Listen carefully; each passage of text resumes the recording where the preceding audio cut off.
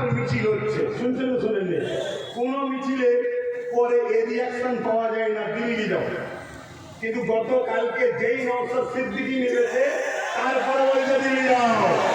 তার মানে বুঝাতে চেয়েছিল মুসলমানদের একজনই আছে আমি, অতএব আমার ভাড়াটিয়া মোল্লারা নামবে, আমার ভাড়াটিয়া মৌলানা নামবে, আমার ভাড়াটিয়া মোল্লা বিজেপি কেন্দ্র সরকারের বিরুদ্ধে বলবি আর শুধু বলবি ইনি আমাদের পাশে আছে।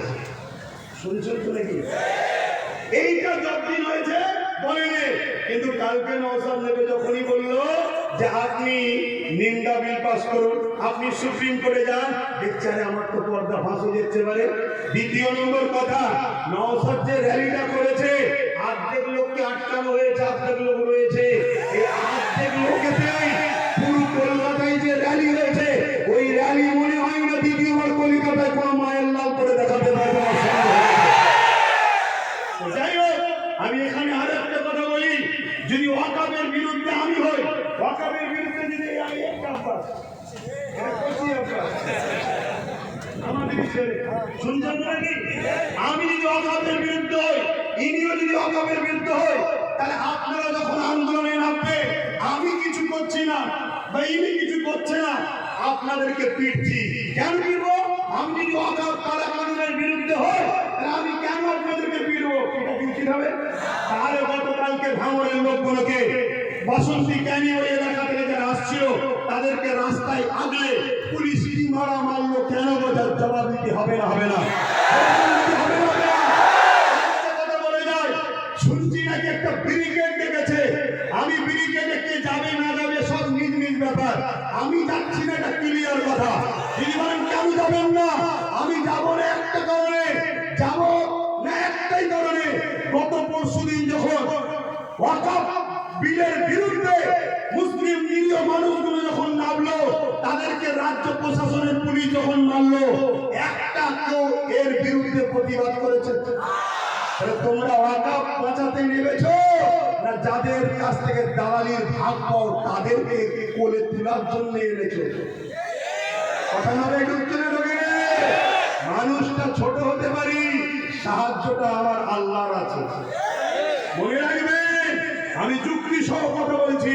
এত মিছিল হচ্ছে, একটা মিছিলে শুনেছেন 3টে এমপি কেন ভোট দিল না? এদের বিরুদ্ধে সিএম কি ব্যবস্থা নিচ্ছেন আমরা জানতে চাই। কেউ বলেছে? কিন্তু আমি বলছি একটা কেউ বলেছে শুনবেন, একটা কেউ বলেছে শুনেছেন যে আজকে আপনি ওই যে কৃষক বিল যখন বাতিল হয়ে কৃষকদের যখন আইন তৈরি হয়েছিল কালা কানুন, তখন পাঞ্জাব সরকার কৃষকদের সাথ দিয়েছিল, জানেন? আপনি আমাদের সাথ দেন, এ বিষয়ে কেউ কিছু বলেছে? একটা কেউ বলেছে যে আপনার এমএলএরা কেস করছে না কেন, এমপিরা কেস করছে না কেন, ওয়াকফ কমিটি কেস করছে না কেন? আপনাদের কাছে যদি আল্লাহ আগে হয় আমার কথা পছন্দ হবে, ইসলাম যদি আগে হয় আমার কথা পছন্দ হবে, মসজিদ মাদ্রাসা আগে হয় আমার কথা পছন্দ হবে, আর এই মুনাফিক বেঈমান নেতা যদি আগে হয় অবশ্যই আমার কথা পছন্দ হওয়াটা স্বাভাবিক, ঠিক না ঠিক? মুসলমান দাবি করছো, মুসলমান বুঝি না, ইতিহাস পড়াচ্ছ, এটা আল্লাহর পক্ষ থেকে পরীক্ষা। আমি আবার বলছি, চ্যালেঞ্জ দিচ্ছি, বিজয় আমাদেরই হবে। জোরে বলুন সুবহানাল্লাহ, জোরে বলুন ইনশাআল্লাহ, জোরে বলুন আল্লাহু আকবার। কিন্তু আল্লাহ পরীক্ষা নিচ্ছে, কথা বলে ঢুকছে, যাক সময়ের দিকে চলে যাচ্ছে। তাহলে আমি সংক্ষেপ করছি। ভাঙড়ের মানুষ ক্যানিং, জীবনতলা, বাসন্তী, সরবেড়িয়া বিভিন্ন জায়গা থেকে প্রায় 2-2.5 লক্ষ লোককে আসতে দেয়, একটু আটকে দিয়েছে। কথা বুঝে আসছে? তারপরও যা ইতিহাস হলো সবই আপনারা সাক্ষী আছেন। মনে রাখবেন, আমি জানতে চাই এই বিলটা বাতিল করা যাবে না যাবে না? আমি ক্ষুদ্র জ্ঞানের 3টে প্রসেসিং এর কথা বলছি। নম্বর 1 কি বললাম? যে আইন দ্বারা হয়েছে আইনের অস্ত্র দিয়ে কাটতে হবে। দ্বিতীয় নম্বর কি? দ্বিতীয় নম্বর কথা হচ্ছে আইনটা করলো কারা? মোল্লা মনীষীরা, সাধারণ লোকেরা, নাগরিকরা, তারা করবে যারা রাজ ক্ষমতা যাদের হাতে আছে। এমএলএ এমপি সবাই, বিধানসভাতেও পাস হয়েছে, বিধানসভা পাশ হয়ে দিল না, এই কি বলে রাজ্যসভাতেও পাশ হয়ে গেছে। কথা বুঝা যাচ্ছে?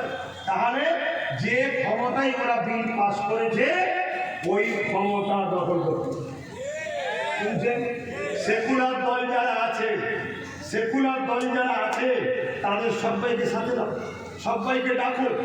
যদি বলে না তোরা আমাদের পিছনে থাক, তাহলে জানবি আবার থাকবে, এই বলবে দিল্লি যাও, ওই জিতে আবার বলবে দিল্লি যাও। না, ওটা বললে হবে না। আমি যখন বলেছিলাম চেয়ারের 4টে পায়ে 1টা পায়ে রাখো, বলেছিলাম না, বলে দেখো একটু মাথায় ঢুকাও, রাগ করছো, একটু মাথায় ঢুকাও। ধরো না যিনি সিএম আছে উনি আছে, কিন্তু 3টে পায়া ওনার, 1টা পায়া আমাদের।